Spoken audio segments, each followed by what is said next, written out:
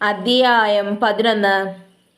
ജാതികളും ദൈവവചനം കൈക്കൊണ്ടു എന്ന് അപ്പോസ്തലന്മാരും യഹൂദയിലുള്ള സഹോദരന്മാരും കേട്ടു. പത്രോസ് യെരുശലേമിൽ എത്തിയപ്പോൾ പരിച്ഛേദനക്കാർ അവനോട് വാദിച്ചു. നീ അഗ്രചർമ്മികളുടെ അടുക്കൽ ചെന്ന് അവരോടുകൂടെ ഭക്ഷിച്ചു എന്ന് പറഞ്ഞു. പത്രോസ് കാര്യം ആദ്യം മുതൽ ക്രമമായി അവരോട് വിവരിച്ചു പറഞ്ഞത്: ഞാൻ യോപ്പ പട്ടണത്തിൽ പ്രാർത്ഥിച്ചുകൊണ്ടിരിക്കുമ്പോൾ വിവശതയിൽ ഒരു ദർശനം കണ്ടു. ആകാശത്തിൽ നിന്ന് 4 കോണും കെട്ടിയിറക്കിയ വലിയ തുപ്പട്ടി പോലെ ഒരു പാത്രം എൻ്റെ അടുക്കലോളം വന്നു. അതിൽ ഞാൻ സൂക്ഷിച്ചു നോക്കിയപ്പോൾ ഭൂമിയിലെ നാൽക്കാലികളെയും കാട്ടുമൃഗങ്ങളെയും ഇഴജാതികളെയും ആകാശത്തിലെ പറവകളെയും കണ്ടു. പത്രോസേ, എഴുന്നേറ്റ് അറുത്ത് തിന്നുക എന്ന് എന്നോട് പറയുന്ന ഒരു ശബ്ദവും കേട്ടു. അതിന് ഞാൻ: ഒരിക്കലും പാടില്ല കർത്താവേ, മലിനമോ അശുദ്ധമോ ആയതൊന്നും ഒരിക്കലും എൻ്റെ വായിൽ ചെന്നിട്ടില്ലല്ലോ എന്ന് പറഞ്ഞു. ആ ശബ്ദം പിന്നെയും ആകാശത്തിൽ നിന്ന്: ദൈവം ശുദ്ധീകരിച്ചത് നീ മലിനമെന്ന് വിചാരിക്കരുത് എന്ന് ഉത്തരം പറഞ്ഞു. ഇത് 3 പ്രാവശ്യം ഉണ്ടായി. പിന്നെ എല്ലാം തിരികെ ആകാശത്തിലേക്ക് വലിച്ചെടുത്തു. അപ്പോൾ തന്നെ കൈസരയിൽ നിന്ന് എൻ്റെ അടുക്കൽ അയച്ചിരുന്ന 3 പുരുഷന്മാർ ഞങ്ങൾ പാർത്ത വീട്ടിൻ്റെ മുൻപിൽ നിന്നിരുന്നു. ഒന്നും സംശയിക്കാതെ അവരോട് കൂടെ പോകുവാൻ ആത്മാവ് എന്നോട് കൽപ്പിച്ചു. ഈ 6 സഹോദരന്മാരും എന്നോടുകൂടെ പോന്നു. ഞങ്ങൾ ആ പുരുഷന്റെ വീട്ടിൽ ചെന്നു. അവൻ തൻ്റെ വീട്ടിൽ ഒരു ദൂതൻ നിൽക്കുന്നത് കണ്ടു എന്നും, നീ ഓപ്പയിലേക്ക് ആളെ അയച്ച് പത്രോസ് എന്ന മറുപേരുള്ള ശീമോനെ വരുത്തുക. നീയും നിന്റെ ഗ്രഹം മുഴുവനും രക്ഷിക്കപ്പെടുവാനുള്ള വാക്കുകളെ അവൻ നിന്നോട് സംസാരിക്കുമെന്ന് ദൂതൻ പറഞ്ഞുവെന്നും ഞങ്ങളോട് അറിയിച്ചു. ഞാൻ സംസാരിച്ചു തുടങ്ങിയപ്പോഴേക്കും പരിശുദ്ധാത്മാവ് ആദിയിൽ നമ്മുടെ മേൽ എന്ന പോലെ അവരുടെ മേലും വന്നു.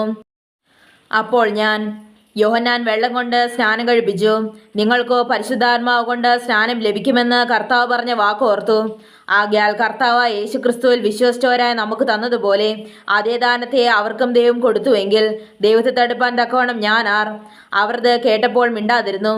അങ്ങനെയായാൽ ദൈവം ജാതികൾക്കും ജീവപ്രാപ്തിക്കായി മാനസാന്തരം നൽകിയല്ലോ എന്ന് പറഞ്ഞ് ദൈവത്തെ മഹത്വപ്പെടുത്തി. സ്തേഫാനോസ് നിമിത്തമുണ്ടായ ഉപദ്രവം ഹേതുവാൽ ചിതറിപ്പോയവർ യഹൂദന്മാരുടെ അല്ലാതെ മറ്റാരോടും വചനം സംസാരിക്കാതെ ഫൊയ്നിക്യ, കുപ്രോസ്, അന്ത്യോക്യ എന്നീ പ്രദേശങ്ങളോളം സഞ്ചരിച്ചു.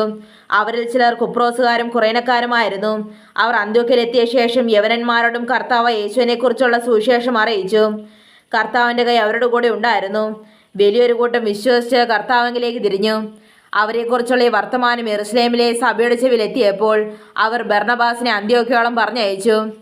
അവൻ ചെന്ന് ദൈവകൃപ കണ്ട് സന്തോഷിച്ചു. എല്ലാവരും ഹൃദയ നിർണയത്തോടെ കർത്താവിനോട് ചേർന്ന് നിൽപ്പാൻ തക്കവണ്ണം പ്രബോധിപ്പിച്ചു. അവൻ നല്ല മനുഷ്യനും പരിശുദ്ധാത്മാവിനാലും വിശ്വാസത്താലും നിറഞ്ഞവനുമായിരുന്നു. വളരെ പുരുഷാരം കർത്താവിനോട് ചേർന്നു. അവൻ ശൗലിനെ തിരവാൻ തർസോസിലേക്ക് പോയി. അവനെ കണ്ടെത്തിയാറെ അന്ത്യോക്യയിലേക്ക് കൂട്ടിക്കൊണ്ടുവന്നു. അവർ ഒരു സംവത്സരം മുഴുവനും സഭായോഗങ്ങളിൽ കൂടുകയും ബഹുജനത്തെ ഉപദേശിക്കുകയും ചെയ്തു. ആദ്യം അന്ത്യോക്യയിൽ വെച്ച് ശിഷ്യന്മാർക്ക് ക്രിസ്ത്യാനികളെന്ന് പേരുണ്ടായി.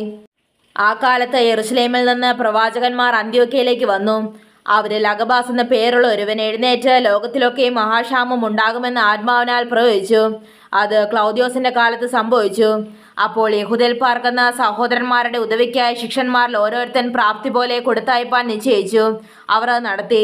ബർന്നബാസിന്റെയും ശൗലിന്റെയും കയ്യിൽ മൂപ്പന്മാർക്ക് കൊടുത്തയച്ചു.